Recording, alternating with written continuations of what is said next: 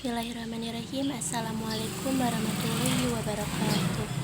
Perkenalkan, nama saya Dini Fitriani Salsabila dengan nomor NIM 2008108011 dari kelas 3A PIAUD. Di sini saya akan sedikit menjelaskan tentang konsep dasar kurikulum.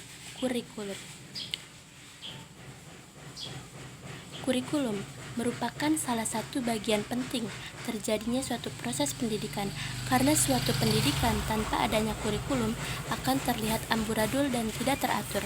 Kurikulum merupakan salah satu alat untuk mencapai tujuan pendidikan dan sekaligus digunakan sebagai pedoman dalam pelaksanaan proses belajar mengajar pada berbagai jenis dan tingkat pendidikan. Kurikulum menjadi dasar dan cermin falsafah pandangan hidup suatu bangsa akan diarahkan kemana dan bagaimana bentuk kehidupan bangsa ini di masa depan. Semua itu ditentukan dan digambarkan dalam suatu kurikulum pendidikan. Kurikulum haruslah dinamis dan terus berkembang untuk menyesuaikan berbagai perkembangan yang terjadi pada masyarakat dunia dan haruslah menetapkan hasilnya sesuai dengan yang diharapkan. Ada juga beberapa pengertian kurikulum menurut para pakar, yaitu yang pertama, John Franklin Bobbitt pada tahun 1918 menjelaskan bahwa kurikulum sebagai mata pelajaran. Yang kedua yaitu Caswell dan Casper pada tahun 1935, yaitu kurikulum merupakan seluruh pengalaman dari anak yang berada dalam pengawasan guru. Yang ketiga yaitu dari Edward A. Krug pada tahun 1957 bahwa kurikulum terdiri dari cara yang digunakan untuk mencapai atau melaksanakan tujuan yang diberikan oleh sekolah. Ada juga macam-macam kurikulum. Yang pertama yaitu ideal kurikulum, berarti kurikulum yang ideal artinya kurikulum mengarah dan mendekati kesempurnaan suatu kurikulum yang nantinya akan diterapkan. Di dalam ideal kurikulum berisi bahan ajar dan pengalaman belajar yang diprogramkan dan direncanakan serta dirancangkan secara sistematik untuk mencapai tujuan pendidikan seperti SKL, standar isi silabus, dan RPP. Selanjutnya yang kedua yaitu aktual kurikulum, berarti kurikulum yang nyata. Artinya kurikulum dalam pelaksanaannya bersumber dari kurikulum yang ideal agar tidak jauh dari tujuan yang diinginkan dari ideal kurikulum. Contohnya dalam pembelajaran.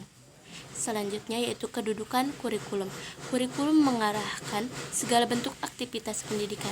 Kurikulum juga merupakan suatu rencana pendidikan memberikan pedoman dan pegangan tentang jenis, lingkup, dan urutan isi serta proses pendidikan.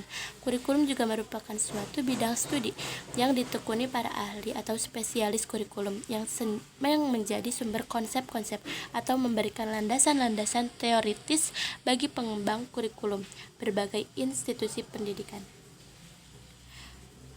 Fungsi kurikulum. Pada dasarnya, kurikulum berfungsi sebagai pedoman atau acuan untuk mencapai suatu pendidikan sesuai yang dicita-citakan. Bagi guru, kurikulum berfungsi sebagai pedoman dalam melaksanakan proses pembelajaran. Bagi kepala sekolah, kurikulum berfungsi untuk menyusun perencanaan dan program sekolah. Bagi pengawas sekolah, kurikulum berfungsi sebagai panduan dalam melaksanakan supervisi. Bagi orang tua, kurikulum berfungsi sebagai pedoman dalam membimbing anaknya belajar di rumah.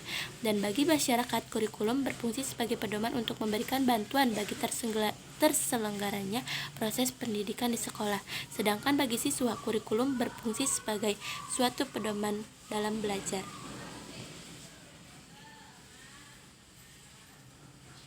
Mungkin sekian yang dapat saya sampaikan, kurang dan lebihnya mohon maaf. Terima kasih atas perhatiannya. Wassalamualaikum warahmatullahi wabarakatuh.